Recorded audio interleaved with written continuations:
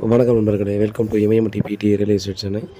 So இப்போ நம்ம பார்க்கக்கூடிய ப்ராப்பர்ட்டி பார்த்திங்க அப்படின்னா ஈஸ்ட் தாம்பரம் சித்லப்பாக்கத்தில் நமக்கு வந்து பார்த்திங்கன்னா ஒரு சூப்பரான ஒரு ப்ராப்பர்ட்டி வந்து சேல்ஸுக்கு வந்துருக்குதுங்க. இது வந்து ஒரு ஆஃப் கிரவுண்டுங்க, 40க்கு 30 சவுத் ஈஸ்ட்டு கார்னருங்க. ஈஸ்ட்டில் 40 அடி இருக்கும், சவுத்தில் 30 அடி இருக்குது. ஸோ ஒரு கார்னர் ப்ராப்பர்ட்டி, ஒரு ஓல்டு ஹவுஸ் இருக்குதுங்க. கீழே டபுள் பெட்ரூம், மேலே டபுள் பெட்ரூம் மொத்தம் கன்ஸ்ட்ரக்ஷன் பண்ணுது. அது வீடு வந்து பார்த்திங்கன்னா கண்டிப்பாக ஒர்த் இல்லை, லேண்ட் வேல்யூ மட்டும் தான் சொல்லியிருக்காங்க. இதோட ரேட் பார்த்திங்க அப்படின்னா 1,30,00,000 சொல்லி ஸ்லைட்லி நெகோசியபிள் சொல்லியிருக்காங்க.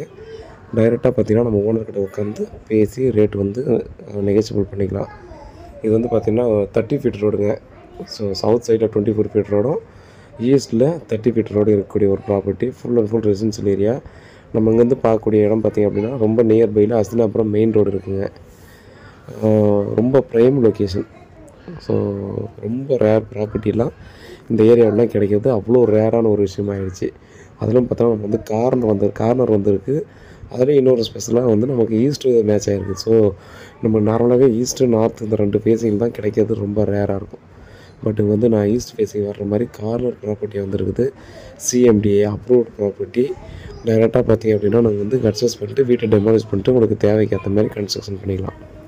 ஸோ உங்களுக்கான ஒரு குட்டி அரண்மனையை அழகாக கட்டிக்கலாம். இது வந்து கார்ன்றதால நீங்கள் எந்த பக்கம்னாலும் ஃபேஸிங் வச்சு அழகாக கட்டிக்கலாம். ஸோ அந்த மாதிரி தான் கொடுத்துருக்குற இந்த ப்ராப்பர்ட்டி பாருங்கள்.